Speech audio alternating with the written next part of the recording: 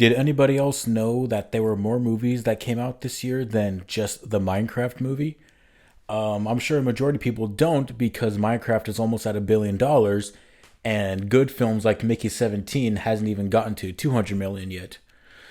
We're going to talk about some new 2025 films that I've seen. We're going to start off with a Minecraft movie, then The Day the Earth Blew Up, a Looney Tunes movie, Mickey 17, Warfare, and Sinners. And I'm going to talk about them in the order I saw them. So let's start off with a Minecraft movie, directed by Jared Hess, who brought us films like Nacho Libre and Napoleon Dynamite. Now, this movie sucks. I'm sorry. I went back home for a bit when this movie came out. My buddy said, "Hey, do you want to go see the Minecraft movie in IMAX?" I said, "Sure." He got the tickets. We met up. We watched the movie, and he fell asleep. So yeah, it's about four lovable characters who get isekai'd into the Minecraft world, and Jack Black is Steve, and they have to do some stupid shit to get back into the real world or something. And yeah, that's basically the whole movie. Jack Black just says like item names and stuff from the game, the Minecraft game, in funny ways. Like he says chicken jockey. Like there's no reason he should say it like that, but he does. And then he does stuff like this. It's a crafting table. And then he does stuff like this is an ender pearl. And then he says la la la lava chicken. He sings a lava chicken song, everybody, and it's incredible actually. He has a great voice, and the lava chicken song is the best part of the movie. I'm lying. I didn't mind like the first 30 minutes or so when it's just the characters just interacting in the real world before they get into the Minecraft world. I didn't mind it. It wasn't good, but I wasn't hating the movie. It's once they get into the Minecraft world where I start to really get bored because it's just a regular adventure movie with no flair. I mean, the CGI is actually pretty good. I don't like the hyper realistic skin texture of like the zombies and the villagers and stuff. I just thought that the production and like the CG on everything else, like the environments, were actually pretty detailed and looks good. So that's like the only like positive I'll say to the Minecraft movie is that the CG looks good and very detailed. And also there was one joke that I laughed at, like genuinely laughed at. I laughed a few times throughout the movie because I said this is really stupid. Like why is this here? Like at the end of the film, Steve, he's wearing like the diamond armor and it just looks so incredibly stupid.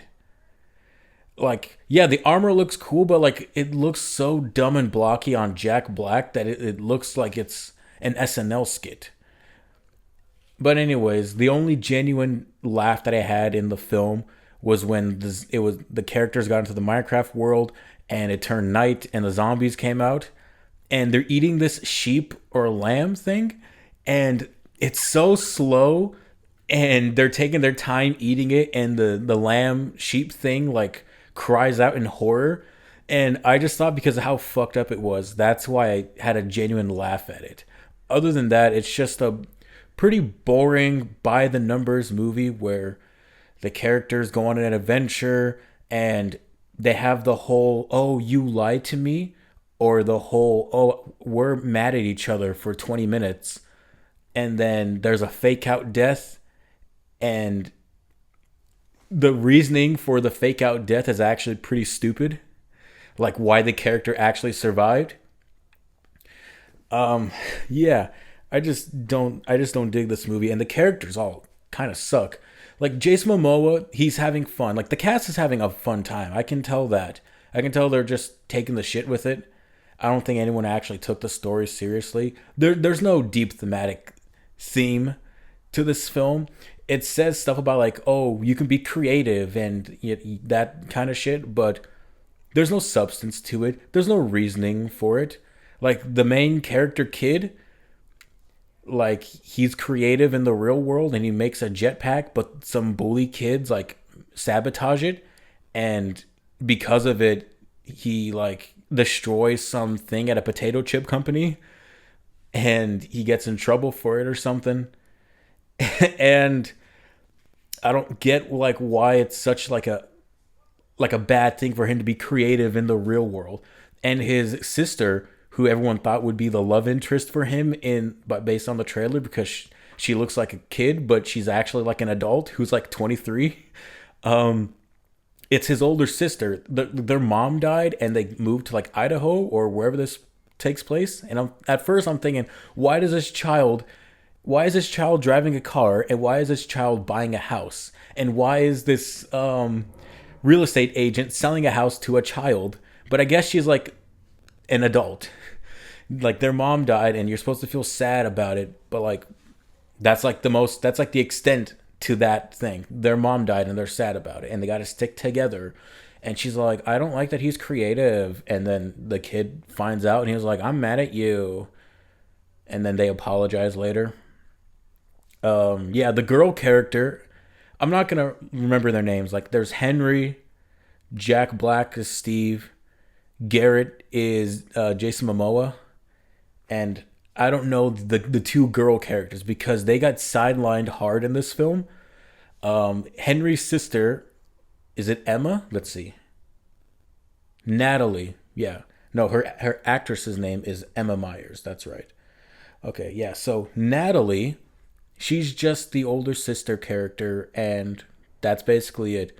And the real estate agent lady who runs a petting zoo as well, her name is Dawn. Okay, yeah, they're both nothing. They're both nothing characters in this movie. They have like one scene where they talk to each other, like alone, and they're just all like, "Oh yeah, being an older sibling's hard," or what, "Caring over someone is hard," or something. I don't even remember what the conversation was about. Um, let's see, Jack Black and Jason Momoa was 69 for a bit in the movie. That was kind of stupid and funny. Like they have these wings on. They're flying through in a kind of cool action scene, I'd say. Like I get why kids would enjoy it because they're like on these balloons chasing our heroes and they're flying through the air and they're flying around mountains and shit. So I get it. It has a spectacle to it. It has a scope. It's kind of cool if you look at it from a distance, you know. Um but yeah, they're like, we have to get through this hole made in the mountain. They can't fly above it because there's a net, but they can't fly even higher for some reason. So they have to 69 and like contort themselves through the hole. And it's just dumb. And the whole movie's like that. Just dumb things that happen. And what else can I say? The ending is just, oh, we're going to have a battle in an open field with. We're not even going to play with the environment. It's just a battle in the open field. So yeah, the Minecraft movie is a nothing movie. It wants to be deep with a theme about creativity and like trust and friendship and yada yada, but it's a nothing movie. And I feel bad for having contributed to its box office numbers. Although I didn't pay for it, my buddy paid for a ticket for me to see it. And he fell asleep. So that was kind of funny too. Like, yeah, there's like a few small gags here and there that are kind of humorous, I guess. But there's maybe like two of them. The rest of the movie is just not funny. Um, the kid character Henry has like this crisis where everyone's like doubting him because they have to go to the mansion. The whole plot of the movie is when they get to the Minecraft world, or Steve as a kid gets into the Minecraft world, and there's like this thing called a blue orb, and it has like this thing that goes over it to open the portal to the Minecraft world and to the human world and back and forth and whatever. Um, so like the piggies, like the evil pig characters, they capture him and he tells his dog to take it to the real world and to hide it. And so Jason Momoa, he's like this video game master when he was a kid, but he owns a video game store and he's gonna get evicted. Um, he ends up buying what is it? A storage unit that has it in it at an auction. And he's like, oh my God, what is it? So they put it together and it takes them to the Minecraft world. and they break the thing the stone thing, whatever, that goes over the orb.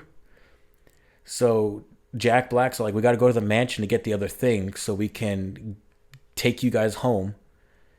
But Jack Black's Jason Momoa's all like, yeah, actually, we're gonna take this different route so we can get the diamonds and treasures so I can get rich in the real world. And that's why Henry's mad. He's just like, you lied about why we had to take this route, and it's your fault, Jason Momoa. I'm mad at you now.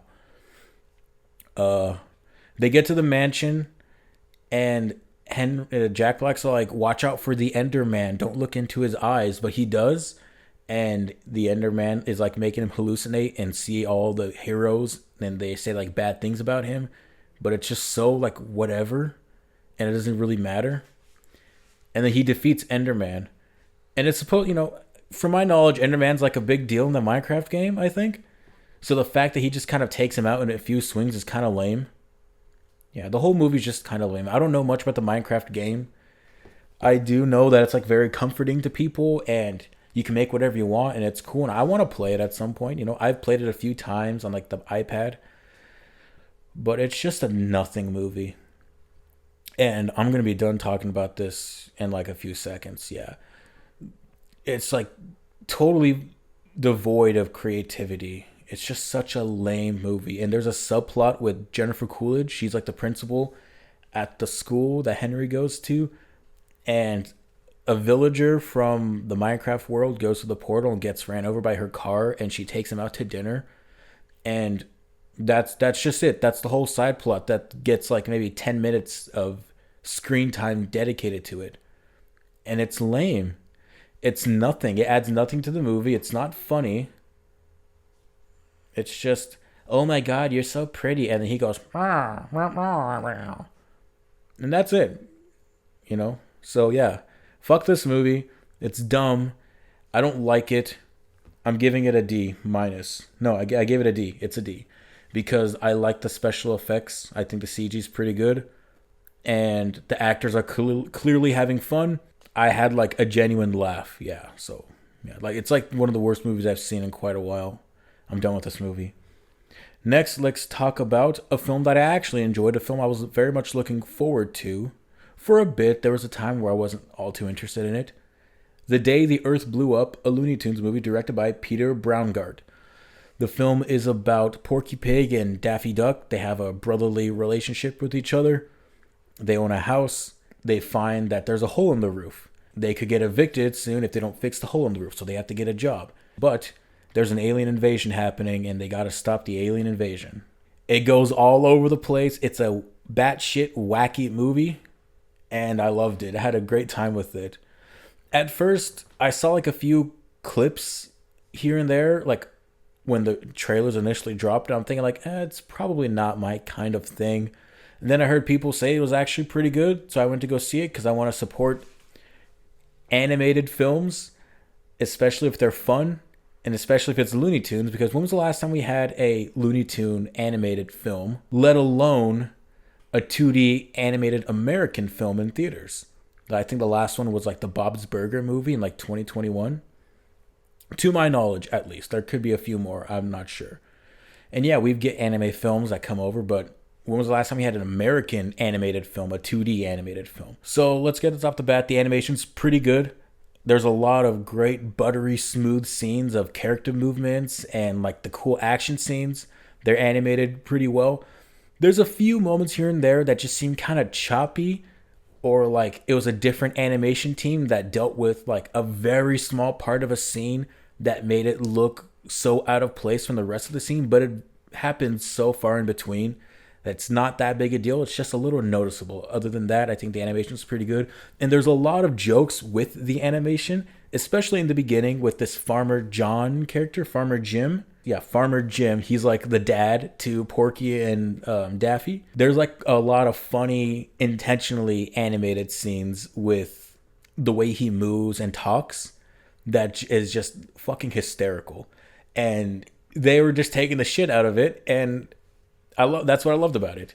There's just a lot of fun, unique choices with the animation in this film. And for the most part, I think it's pretty well paced. I was never bored.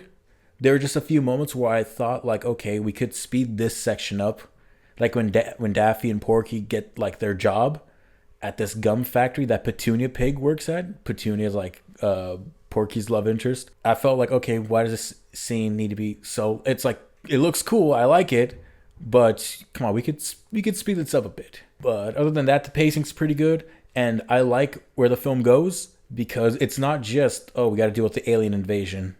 It goes into something further after that, and I just like that it's just batshit all over the wall, insane. You don't know what's gonna happen. I guess that's pretty much it. It's just a very simple, well animated, fun, goofy movie that I had a good time with. And I'm excited that Ketchup Entertainment, the studio, is or that they have the distribution rights for this, as well as Coyote versus Acme. I saw this because I wanted to support it, as well as show that people are interested in stuff like this, that they want to see stuff like this if it's promoted well, because Warner Brothers, they probably didn't even want to do this. It was supposed to be on Max and then in theaters, and then we didn't know what the hell was going to happen with it, and then Ketchup Entertainment got the distribution rights for it, and then they got the distribution rights for Coyote versus Acme, and God knows what would have happened if that didn't happen, because Warner Brothers was ready to write that as a tax off, was to use that as a write-off, tax, whatever crap. I don't know. And I just wanted to contribute to films, especially completed films, people that have to pour their heart, blood, sweat, and tears into something, and for it to not get seen, that's bullshit. Because David Zaslav asshole. Yeah, screw him. I had a good time with this film. I'm giving The Day the Earth Blew Up, a Looney Tunes movie, a B. It's very fun, very simple, very straightforward. Pretty good pacing, a lot of funny jokes, and there's a very funny joke that explains why Porky talks the way he does. It's not like a lore thing for why he talks like that in general. It's just for this film. I think it's really fucking funny. So yeah, give this film a watch if you want to. It's pretty good. I very much enjoyed it. And now let's move on to the next film that I saw. The first film from Bong Joon-ho since 2019's Parasite, Mickey 17. The film is about how Mickey, played by Robert Pattinson in the near distant future, is into some hot shit with some loan sharks. So him and his buddy, played by Steven Yeun, they go on this space exploration mission so they can get away from Earth. And the only way that Mickey could get on the ship was if he signed up as an expendable. They test how he dies so they can make vaccines for it, and they reprint him out on a new body made from shit, like just a bunch of random shit that they can pull together. And his memories are backed up and put on the body, so he never dies. He dies, but he just keeps getting reincarnated, basically. And I had a good time with it. They go through space to find this new planet so they can, colonize it. And there's a lot of deep themes to this. It's mainly about like the workforce, about how it's the upper class versus the working class. And it's very, on the nose because he's called an expendable. He dies so they can figure out how to, work around it, so they can, make vaccines, so they can figure out how they can live on this planet, so they can figure out how much shit he can take. So it's basically like he's the working class. And I thought it was like a pretty cool, explanation for it. Also, something else in the plot too. He's called Mickey 17 because he's died so many times. He's the 17th Mickey. But they reprint another Mickey thing that he died while on a mission. So there's Mickey 18, and they're very different from each other, and they both want different things. And that's as much as I'll go into the plot. I don't want to go that further into it because I want people to see it, to enjoy it, to, discover the plot for themselves. I'll talk about characters and stuff, but for the most part, that's kind of all I want to explain. Now, what I love about this film, I love the production of the film. I love the set design. We're on this ship for the most part, and I love the look of it. It's very detailed. There's a lot of it, And I never feel like we're on a set. I feel like we're actually in a spaceship. Dirty, metallic, you know, looks futuristic, and it looks like a hellhole because it's so dark and grimy and grim. You know, there's barely any lights. You know, nothing is super white and clean. It doesn't look dirty, but it gives off like a dirty feeling. So I love the production of the film. It looks great, and especially when we're on the snow planet too. It all looks really cool, and there's like aliens on there, and I love the creature design for them. They look really cool, and some of them look really cute. I love the way they move around. And there's another deep thematic. It's not super deep because it's really on the nose, but it's pretty cool. The theming about colonizing this planet, and the leader of this mission is played by Mark Ruffalo. What's his character's name? Kenneth Marshall. Yeah, he tried to run for president, failed. So he's like, I'm gonna go, you know, be my own leader in space, so no one can tell me whatever. No one can tell me what to do. And his wife is played by Toni Collette. His wife's name is Yifa. She's kind of funny. Her whole shtick is that she likes to make sauces. So she just makes up these nasty, disgusting sauces that no one likes, but they say they have to. And it's just kind of funny because like the whole point of Mark Ruffalo's character, or not the whole point, but like a big part of it is like they have to preserve as much energy and resources they have while on this expedition. So they have to eat just shitty food, and it's bad and disgusting. And she just has to cover it up with sauce. And her fixation on that is like, it's just pretty funny. It's random, but it's like funny as hell. I love the cast. Everyone is like so into their characters, especially Robert Pattinson. He's incredible. He pulls off two great performances, especially when they're both on screen. He has great chemistry with himself. I think that's pretty funny because they're very different characters. Mickey 17's all, you know, sad and gloomy, and Mickey 18's all pissed off and angry. And they work really well with each other. Robert Pattinson works really well with himself. And he has a love interest in the film.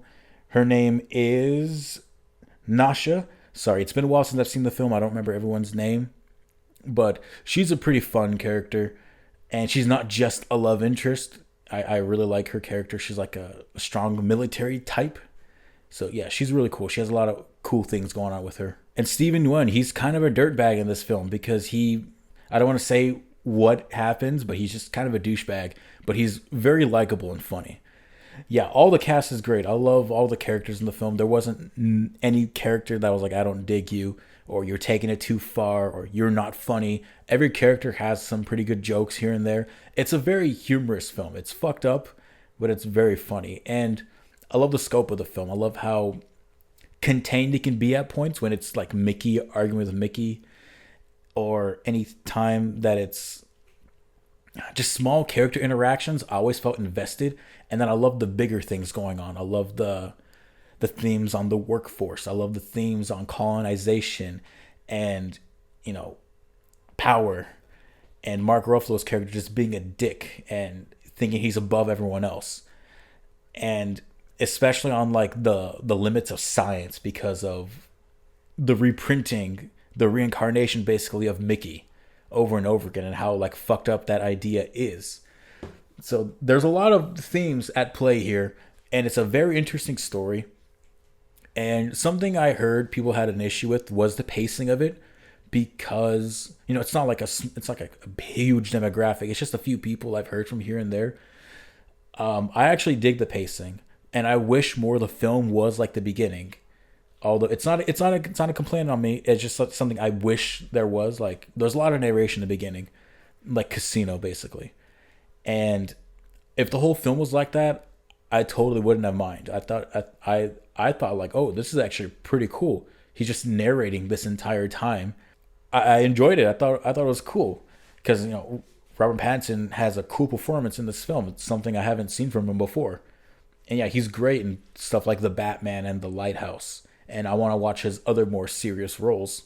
But yeah, I totally dug like the first act of the film, because he's just narrating. And there's a few times where he narrates here and there throughout the film. Yeah, I'm not sure what more I can say unless I do another watch soon, and I really want to because I had a blast with this film. I thought it was great.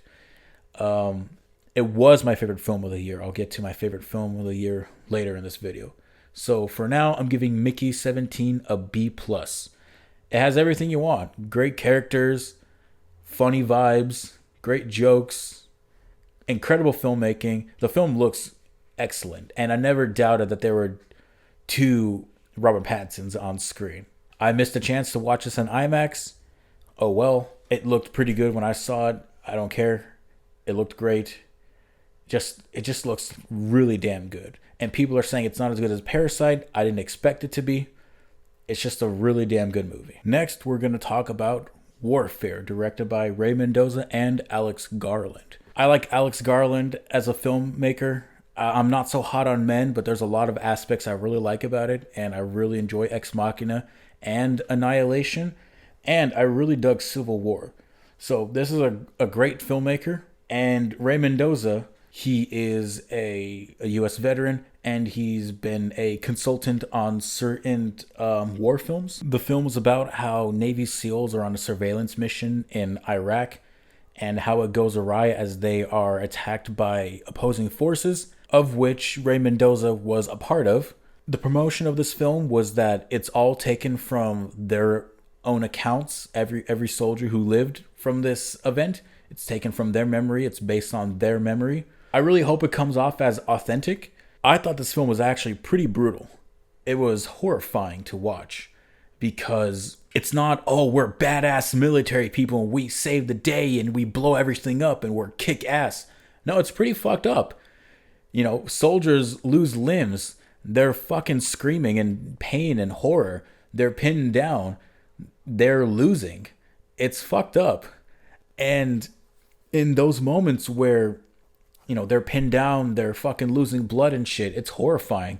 These young soldiers, they're confused. They don't know what to do. They don't know what they can do besides just fire back and hope that reinforcements comes to help them out. It's fucked. So a lot of the film is that. The beginning 30 minutes or so are just setup. Hey, let's party. Let's take over this house and keep the family of this house in this building. Let's look at the building across the street. Look out for some people. Let's talk to each other. And then, oh fuck, we got hit. We're taking fire. Everything's fucked. We gotta wait for reinforcements to come in. And, you know, I love war films. I love gun shooting and explosions and military stuff. I love it. It's cool. It's kick-ass. This isn't kick-ass, though. It's supposed to show how fucked up everything was for these soldiers. Because they're not confident. The team that comes to their aid is confident, but that team they're not confident. They don't know what the fuck to do. And I think it captured that really fucking well. Like, how fucking horrified these soldiers were. Let's talk about the filmmaking, because I basically covered, like, the story. That's basically it. They get ambushed, and they don't know what the fuck to do. It's fucked up. I think the filmmaking is great in here. It looks incredible. All the acting's great. Like, the production of it, not just, like, you know, framing and whatnot. The sets look great. And you can see some behind the scenes stuff in the credits of the film. And I don't know if they shot this in Iraq. I didn't look into that. But if they, like, actually made these buildings, it looks really fucking cool. And they showed, like, some blue screen stuff for, you know, background areas that I wouldn't have fucking guessed otherwise, because it all looks so fucking real. It looked like real locations. And it might as well have been, because it looks pretty incredible. There's a lot of great and interesting, unique sound designs and just some great choices in the sound department as well. After a big explosion, you know, a lot of characters are, you know, going deaf. They can't hear anything. Then the ringing comes in. And then once some gunfires comes in, it sounds like little whistles. And if that's really how characters, you know, react to when an explosion goes off next to them, if that's how people reacted to it in person, then holy shit, they captured it really well. And, you know, it seems more realistic than an explosion going off and the characters instantly getting up going, oh fuck, what was that? No, there's a big cloud of smoke and dust, and they're trying to find each other. Everything in slow motion, because you know, a big explosion just went off right next to them. Body parts, limbs everywhere. People are dead and injured, fucking screaming after the adrenaline, goes away. It's fucked, man. It's a really horrifying depiction of, what these soldiers had to endure. It's very tragic. And I'm repeating myself, but it really is. And they really captured all that stuff really well. But I think my favorite aspect of this is that and all the choices made in the sound department. Because, wow, there were a lot of great choices there. And, oh, it just does everything it can to put you in the shoes of these soldiers. I really dug this film. I did. It's one of my favorites of the year. I'm giving Warfare a B plus. And there's not a happy ending. There is not a happy ending to this film. It's all fucked. It's all sad. It's all heartbreaking and torturous. Yeah, just give it a watch. Really, I think it's really cool. I think it's what people wanted out of Civil War, just nonstop action. I really dug Civil War as well. I think I gave Civil War a B plus as well. But I think Warfare does a whole lot of different things than Civil War, because it's not like super thematic like Civil War, because it's a real life event of everything that happens in like a day. So yeah, give Warfare a watch. I really want to watch it again. I thought it was great. It's one of the best movies of the year, I think. So now let's talk about Sinners, directed by Ryan Coogler, who directed films like Black Panther, Creed, Fruitvale Station. So this is an experienced filmmaker, and I didn't know about this until like the Super Bowl. I think there was like a commercial for it, and I'm thinking like, oh, it looks kind of interesting. Some white folks trying to get into a club run by black folks, and then they fight. I really didn't know what it was about. I try to stay away from marketing as much as possible, and all of a sudden I hear it's vampires, and then, oh my god, it's like the best movie of the year. It's the best horror film of the, oh my god, so good. Everyone was raving about it. Everyone loved it. So I was thinking, wonder how good this is.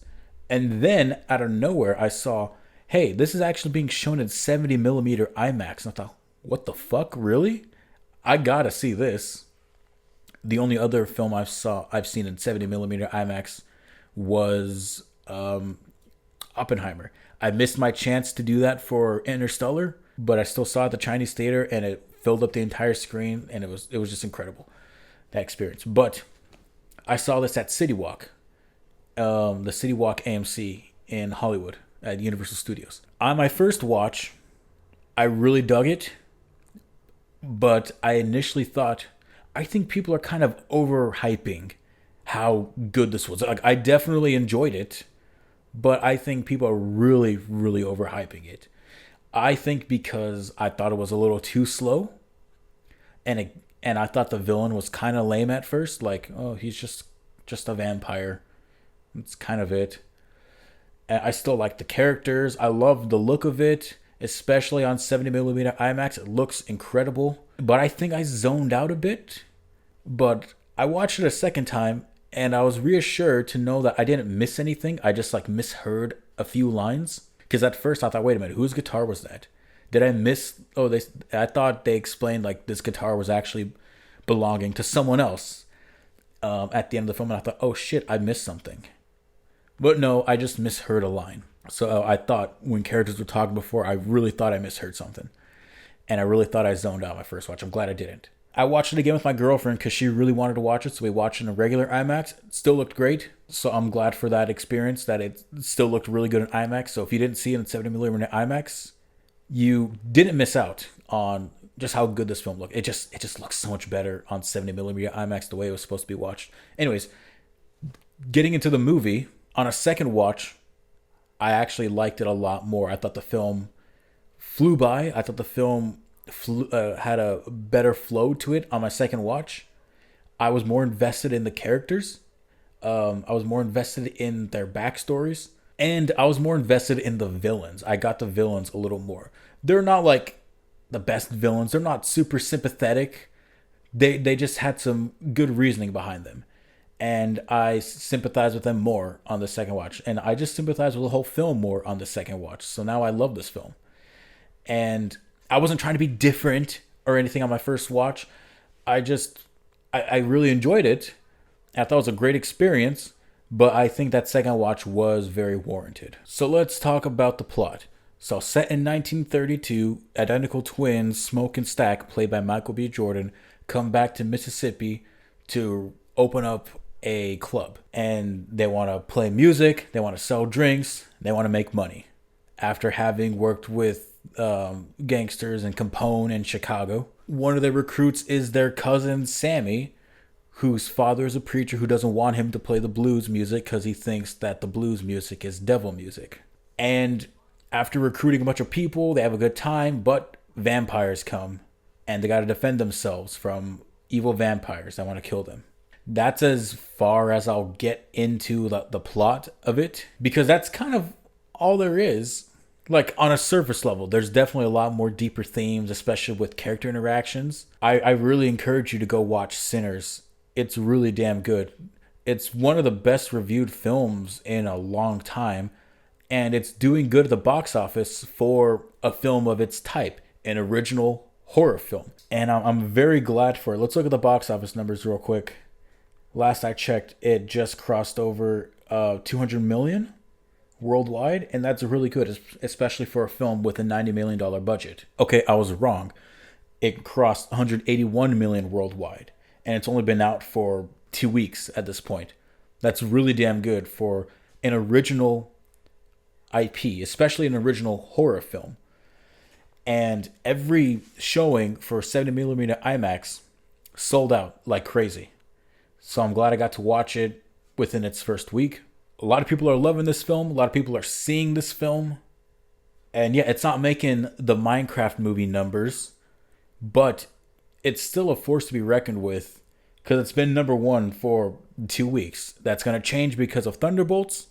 Thunderbolts is going to take its IMAX screenings, but 7mm IMAX is returning for about a week from the 15th to the 21st, 22nd, I believe.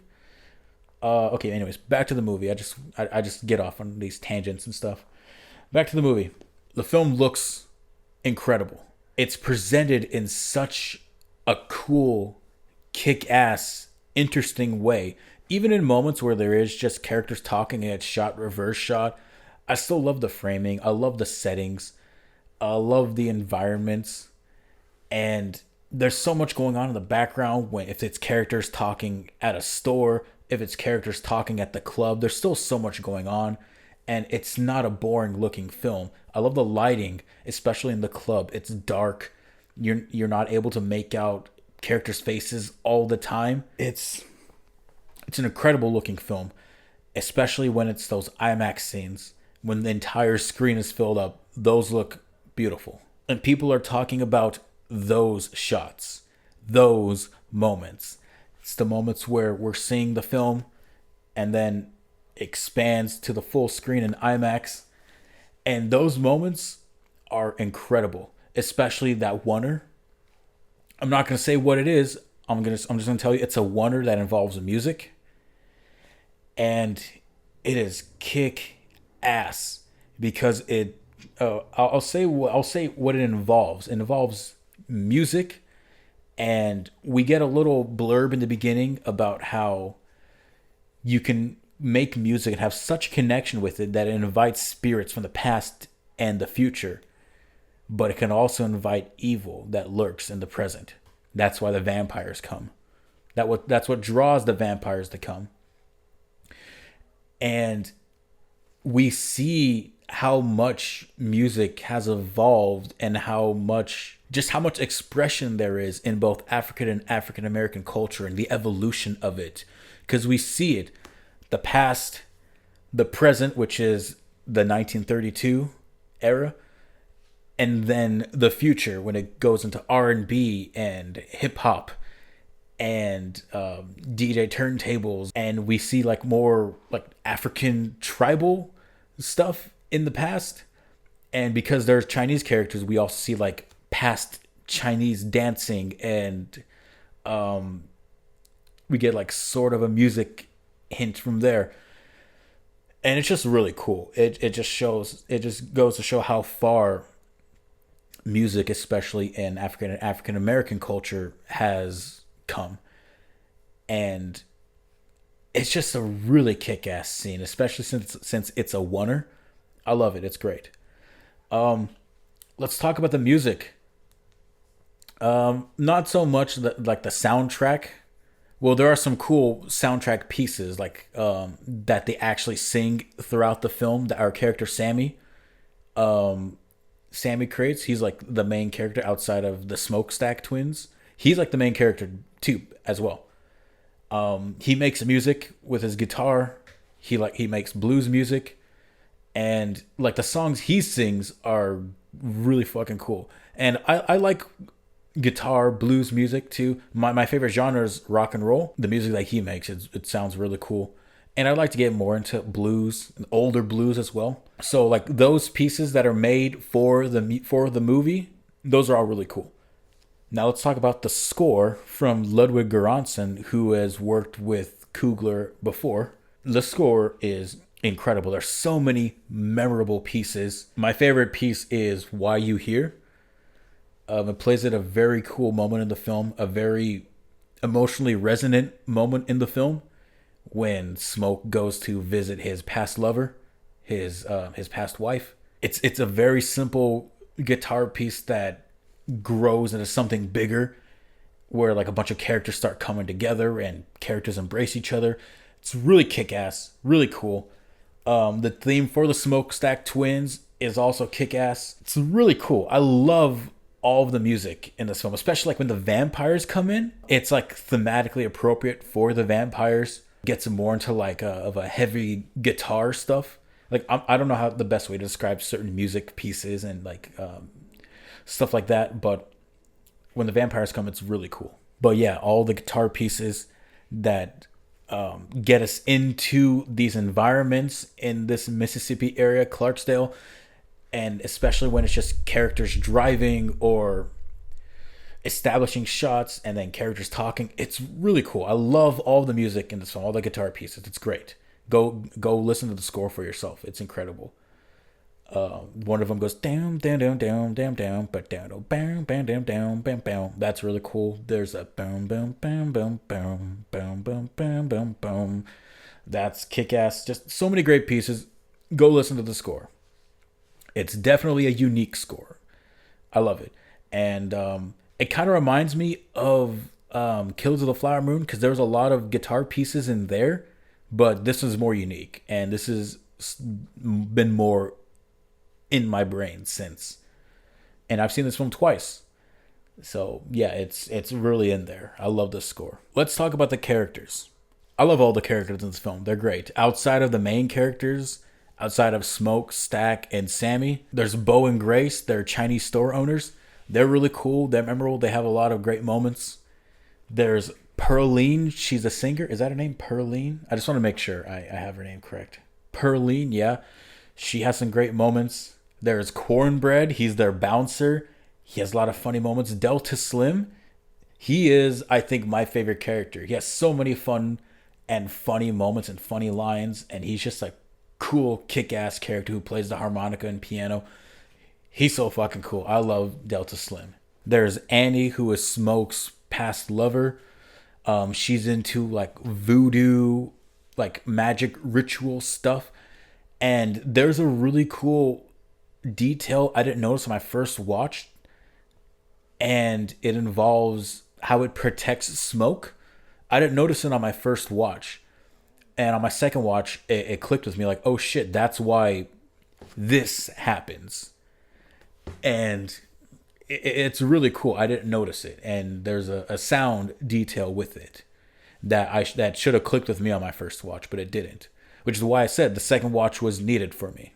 And there's a lot of emotionally resonant moments with their relationship, Smoke and Annie. So yeah, you'll dig her. She's really cool. And people are making the biggest fuss about Mary, played by Haley Steinfeld. Haley Steinfeld's great in the film.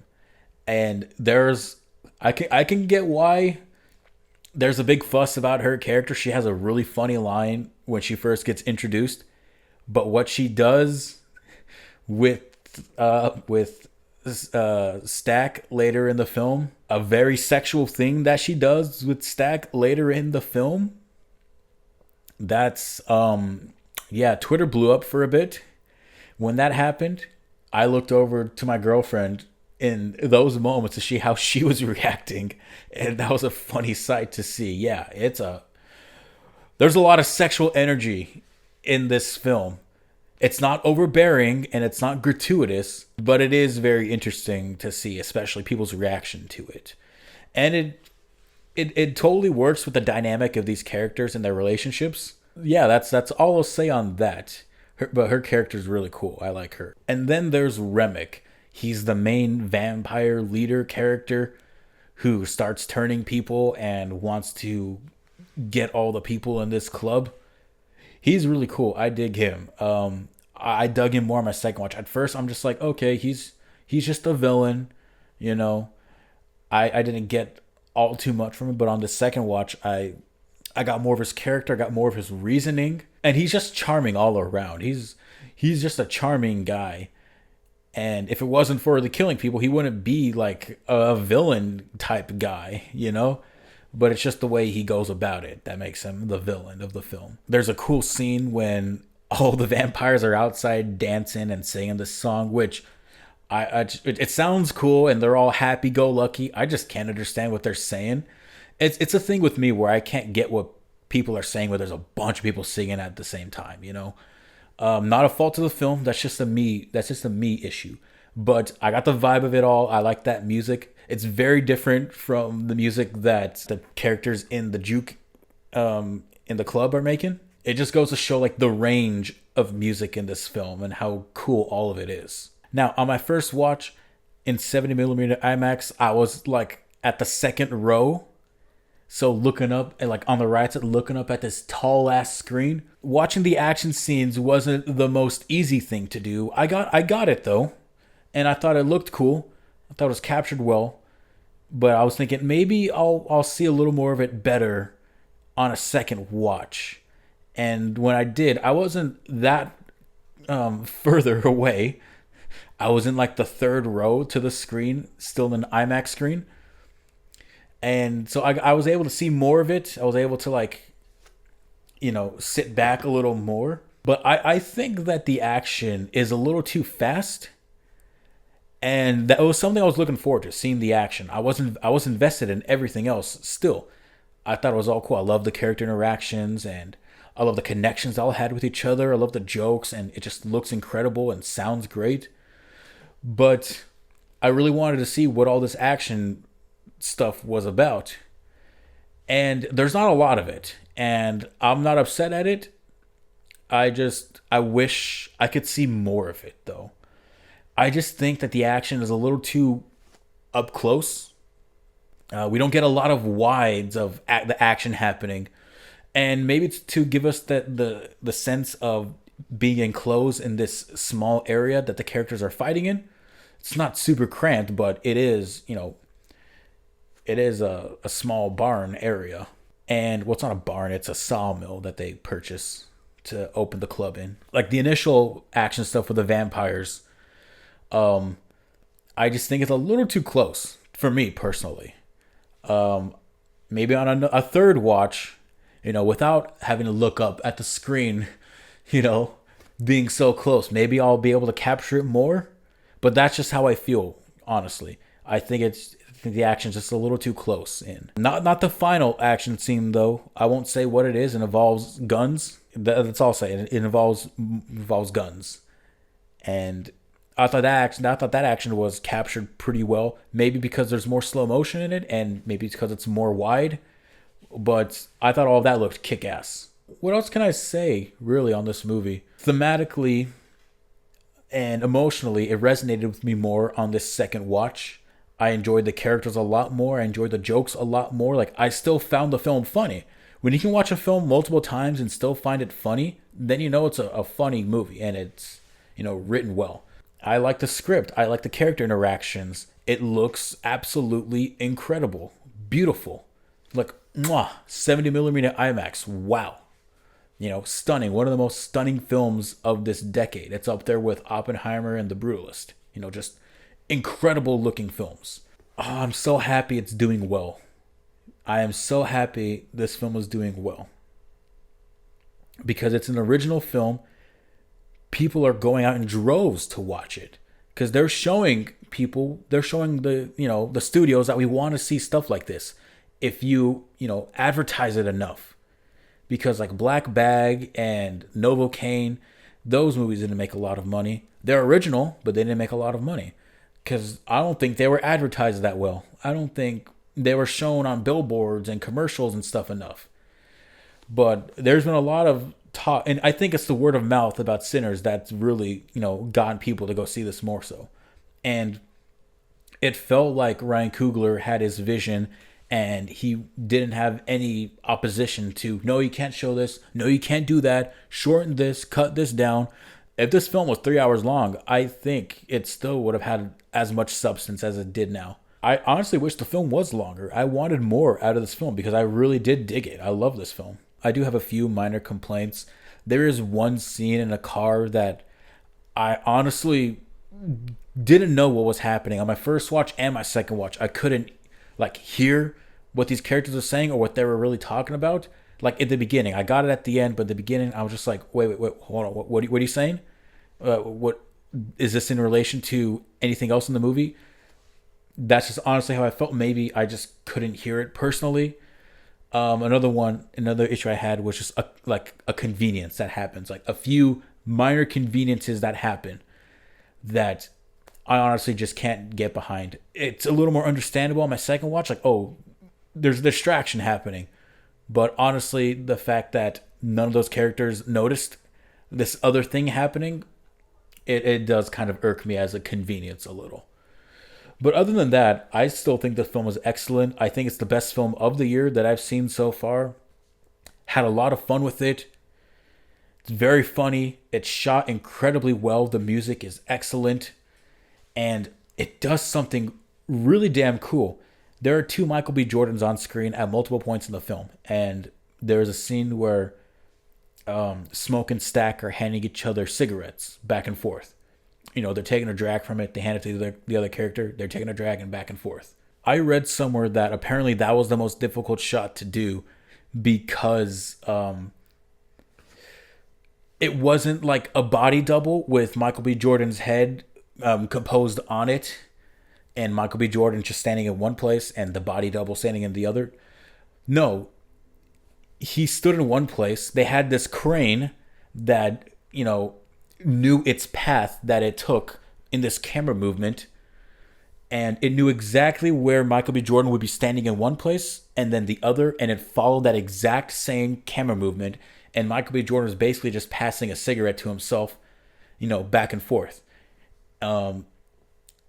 That's really cool, and it's so seamless, and I can never see if there's a moment where it doesn't look like it's two Michael B. Jordans. I was so convinced, just like in Mickey 17, that there are two characters portrayed by the same actor, and it never looks unconvincing. It looks incredible. So yeah, all the hype for Sinners is totally warranted. I really needed that second watch because I heard the lines that I misheard on the first watch. I was confused. I was more emotionally invested in characters and the dynamics that they had with each other.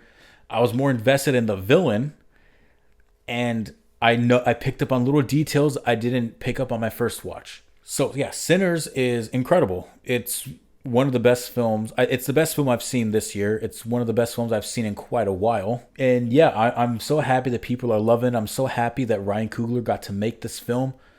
I'm so happy that it's doing well in the box office, and I think it will still continue to do well. And it's really cool that It's really cool that Ryan Coogler got a certain deal that he did with this film to make it the way he wanted to make it. It's his vision, and I don't think it is unaltered in any. I don't think it's altered in any way. He gets the rights to the film after 25 years, so it'll be his film. Black Panther will never be his film. This film will be his film. So I'm very happy for that. I'm very happy for the success, and I'm very happy that a lot of people are enjoying this film. I'm giving Sinners an A-. So those are 5 films that I've seen in 2025.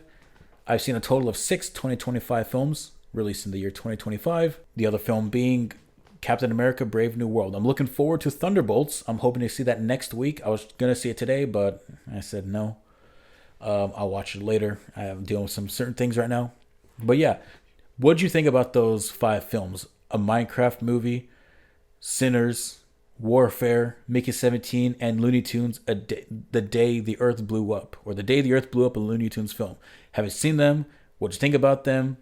What do you think about my thoughts? Tell me what you thought about those films in the comments below.